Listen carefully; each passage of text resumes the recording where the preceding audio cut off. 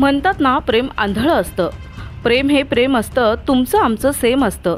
असेच काहीसे प्रेम एका विवाहतेचे एका प्रियकराशी झाले.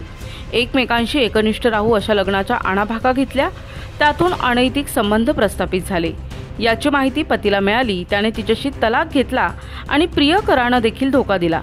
त्यानेही लग्नास नकार दिला आणि अनैतिक संबंधाचे व्हिडिओ व्हायरल केले. यातून संबंध दुरावले गेले.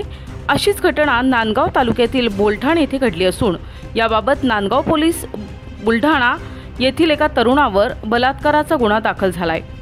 याबाबत सविस्तर वृत्त असं की नाशिक जिल्ह्यातील नांदगाव तालुक्यातील घाटमाथ्यावर असलेल्या बोलठाण येथील विवाहित महिलेशी सलगी करून तिला प्रेमाच्या जाळ्यात ओढून आपण लग्न करू असं आमिष दाखवून तिच्याशी अनैतिक संबंध ठेवून ते व्हिडिओ प्रेयसीच्या पतीला पाठवून बदनामी केली आणि विवाह करण्यास नकार दिला म्हणून बोलठाण येथील एका तरुण नराधमाविरुद्ध पीडित महिलेच्या फिर्यादीवरून नांदगाव पोलीस स्टेशनमध्ये बलात्काराचा गुन्हा दाखल झालाय.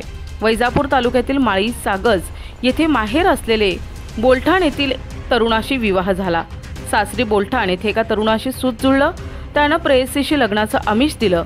या दरम्यान संशयितानं सगळीकडून तिच्यासोबत अनैतिक संबंध ठेवून संबंधाचे व्हिडिओ करून ते प्रियकरानं प्रेयसीच्या पतीला मोबाईलद्वारे पाठविले.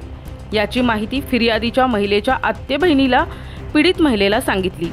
त्यानुसार सदर महिलेनं नांदगाव पोलीस स्टेशन येथे येऊन सदर घटनेची माहिती दिल्यानं बोलठाण येथील संशयित आरोपी मुस्ताक हनीफ मणियार याच्या विरोधात नांदगाव पोलीस स्टेशनमध्ये गुन्हा दाखल असून सदर घटनेचा तपास नांदगाव पोलीस स्टेशनचे पोलीस निरीक्षक प्रीतम चौधरी आणि महिला पोलीस रंजना शिंदे करत आहेत.